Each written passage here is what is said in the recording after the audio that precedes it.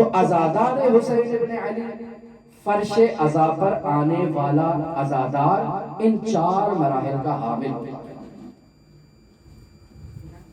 کسی میں شدت سے یہ مراحل پائے جاتے ہیں، کسی میں کمزور ہوتے ہیں، لیکن یہی فرش عزا ہے کہ جو عزادار میں ان مراحل کو شدید سے شدید تر کرتا ہے۔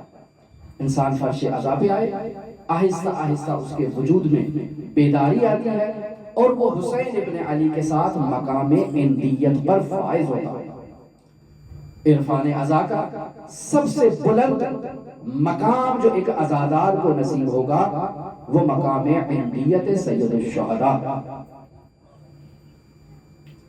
اس کے مراتب ہیں، ہر کوئی آخری مرتبے پر فائز نہیں ہوتا، لیکن انسان نے اس طرف سفر کرنا ہے۔